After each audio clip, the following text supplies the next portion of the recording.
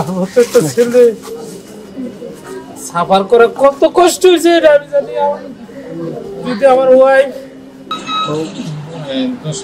6টার দিকে আমাদের কিনে দিছে, মানে 6টা 6:30 কিনে দিচ্ছে নিয়ে বলতেছে যে আমার ছেলে কয়েছে। যখন এই কথা বলছে তখন আমি বুঝতে পারছি বলবেন বলেন আপনি কি করেন। আমি একটা সাধারণ রোড ব্যবসা, রোডের দোকান আছে। আর ছেলে মেয়ে কয়জন? ছেলে 2জন। মোবাইলটা অফ করতে আমি কই যে আপনি এগুলো জিজ্ঞেসেন কে? আপনি আমার ছেলে কি নাই? উনি কিছু মনে করেন। পরে আমি দেখি আমার ছেলের যাই দেখি যে আমার ছেলের সাদা মানে একটা সিরামির একটা কাপড় দিয়ে রেখে দিয়েছি।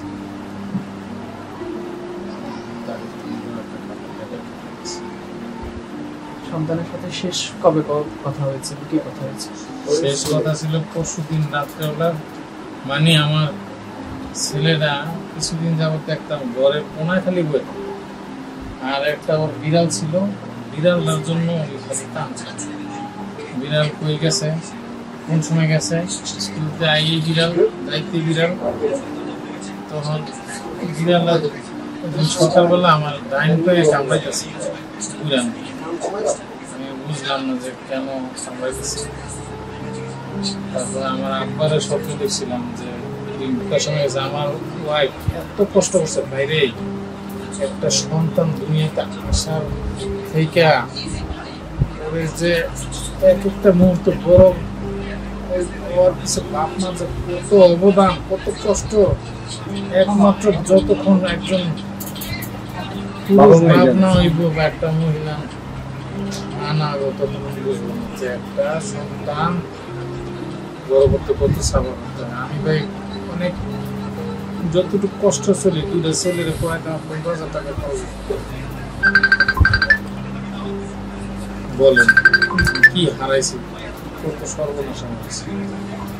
আর সবচেয়ে বড় কথা এই যে ছেলেটা চশমা কিন্তু দেখলে বলতেন যে মানে আমার 2টা ছেলের সবাই গর্ব করে বলতে যে হ্যাঁ 2টা ছেলে, এটাই সম্পর্ক আছে। আমার দাবিটা শুধু একটাই, ভবিষ্যতে আমার ছেলের মতো হরতালে প্রাণ যাতে না দিতে হয়, সরকারি ব্যবস্থা। আমার তো একটা ছেলে সাফার করে কত কষ্ট হয়েছে আমি জানি।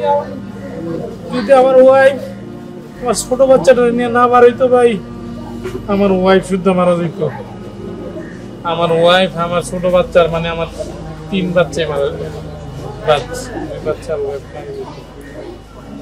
হ্যাঁ, কারণ যে রুমে বই আমার ছেলের আমার ওয়াইফে খাওয়াইতো ওই রুমে বোমটা পড়ছে। হ্যাঁ, বলেন আমি যা বলছি বুঝছেন, ক্ষতি অপরিণীয়। আমি সরকার আমার ক্ষতিপূরণ করতে হবে। আমি চাই আমার ছেলের ভবিষ্যতে কোনো এভাবে না হারায়, আর এরকম কোনো দুর্ঘটনা বিমানের কারণে